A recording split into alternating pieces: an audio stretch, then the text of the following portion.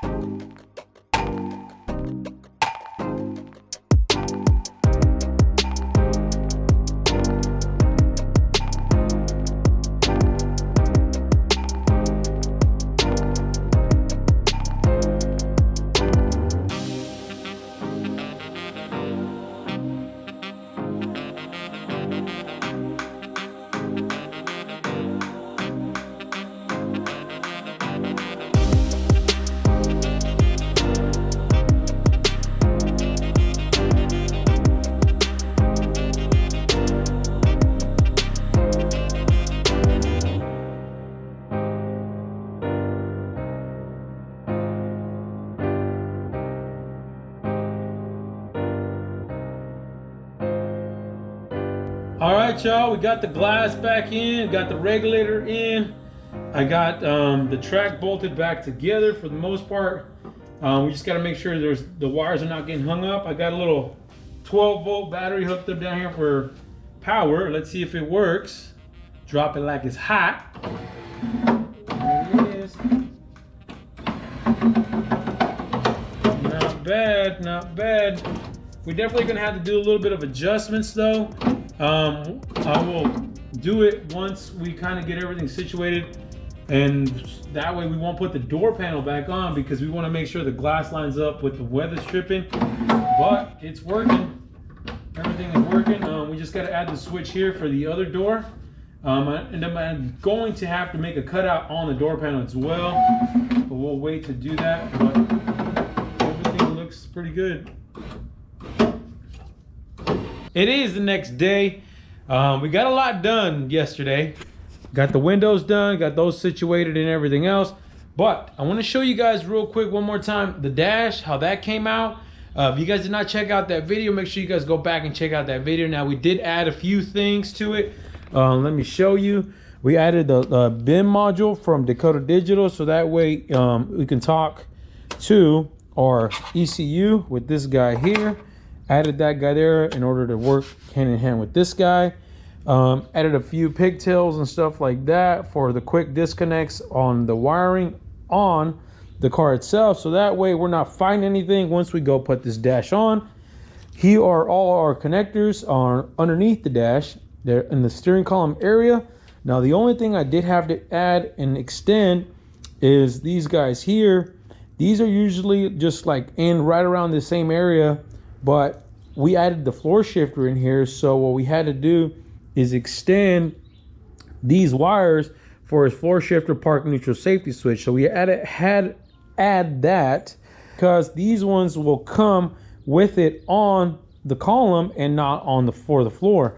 So we had to extend the wires, and these will run all the way underneath the carpet to the park neutral safety switch. So you have your ignition starters basically, and also the reverse lights. So you got to make sure those are working correctly. So we added that. Once again, we did add a few connectors here. This is for power windows as well. Another one there, like the ones we just ran.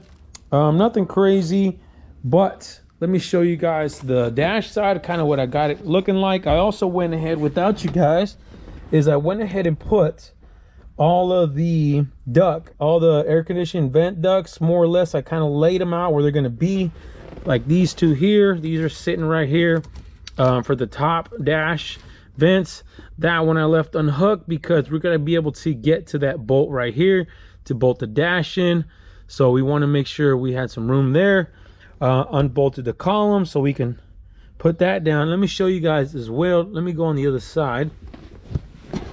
Now, don't let me fool you guys. There's a lot of prep work that goes into this. I mean, I did not show it in the video, but a lot of prep work for sure, especially with the wiring aspect, because I try to get everything laid out, and not to mention as neat as possible to where you can see everything's kind of quick and easy, and you can connect everything without having all these crazy wires everywhere when you pull the dash off or you put the dash on. Because I like to think about somebody working on this later on down the road, and you have to pull the dash out for whatever reason, and the last thing you want to do is fight anything. So we put the quick disconnects on there. We mount everything in a good location, that way there's no issues removing it. This stuff here, this is obviously our fuse box for the PSI harness. So with that one in hand, this is also the connector for the transmission controller, and then we have the OBD2 port as well. All three of these are actually going to go in my glove box, so we'll actually feed them through the glove box, mount them in there. All three of those will be mounted there. We mounted the ECU there. I also went ahead and put a little piece of that Noiko foam, in the back just for vibrations and stuff like that. It's 150 mil, so it should help out for that. But I took that in real well there. Now you guys are gonna say, well, how are you gonna get to the door jamb switch, right, to connect that? Well, I went ahead and solved that issue as well. We ran this little pigtail, we cut it and then added a pigtail to it, and then we added another pigtail to the dash side. So once you get the dash in here, all you have to do is do that quick disconnect or connect, and you don't have to worry about trying to pull this off in order to connect that door jamb switch. So we solved that issue. We got all our other wires kind of nice and tucked up in here. All the relays and breakers for the air conditioning we tucked in there nice and neat. We got the wires coming in from the power and controller for the power windows through that little grommet come in. We had to drill holes for that. You guys saw that earlier. But for the most part, everything is pretty much laid out, ready to go for the install for the dash, because like I said, prep work is definitely key. So that way you don't have to come back in here and do it all over again. And now we're gonna go ahead and throw that dash in here and see what it looks like. Hook everything else up. Like I said, we got the ducts to worry about. We got a few radio stuff to worry about, quick disconnects, but we have everything laid out nice and neat, and it'll be really easy install and a really easy removal if need be. So let's see if we can get that dash in here.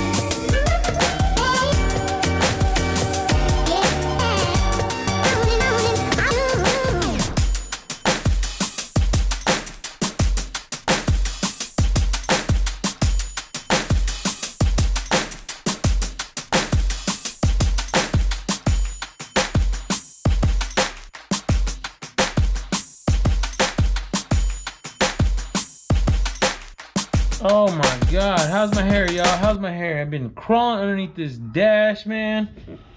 Whew. This thing is super time consuming, you guys. If you guys see my other videos with these wire and stuff, but man, this thing is definitely time consuming. I think I got everything for the most part wired in. The only thing we got left is down here is we got one cable that we have to connect to the brake for the torque converter from the PSI harness, and also that connector down there for the headlight switch, I should say high beams, but we think we got to go get them one because that one looks like it's busted up. And also ran the park neutral safety switch in here because he did not have a park neutral safety switch when they put this floor shifter in. A lot of times that's why your guys' reverse lights won't work. So we got them hooked up with that. That's all installed and wired in as well. We extended the wires. Remember I told you guys last time? That's all good to go. As far as this goes, I totally forgot to mention, remember that ECU I had to relocate it right there? The fact is I forgot to totally talk about notching this bracket right here. This bracket on the left hand side of here, or I should say on the right hand side of the car, it would hit the ECU right in there, so you have to take a notch out of it, and I did that as well. Totally forgot about that, totally spaced it. But see, this is part of the bracket that I notched out there, and it also goes basically part of the dash. So you notch that out so that way it clears and you can tighten everything in, and then you can bolt everything back to normal like so. Got everything bolted up. I think the hardest thing was these air ducts. These air ducts were such a pain in the butt to get in there, and then I usually zip tie them all together, zip tie them up so they don't come out. But those were probably the worst, getting those zip tied in. But everything else seems to be pretty good for the most part. We do have to make a little bracket maybe for the fuse box. You see how it's going to sit in there. For the most part it'll sit like that, so you can open your glove box, you have access to all your fuses. And then we'll mount this guy up here as well, OBD2 port right up here like so. And then we have one more here, this guy here, that is for your trans controller. We're gonna have to mount it in here somewhere as well, but we got to make them up a bracket for that fuse box. But love it, y'all. I love the dash. It looks so freaking good. Love the SS dash. Really happy with it. Came out really clean. Hopefully the lighting's halfway decent in here, guys. Sorry about that. But look underneath this. It just looks so freaking good under here. Looks so good. Looks factory. Everything is hooked up and out of the way. We even have the speaker wires landed for the pods, the kick panels. All our wiring is hooked up.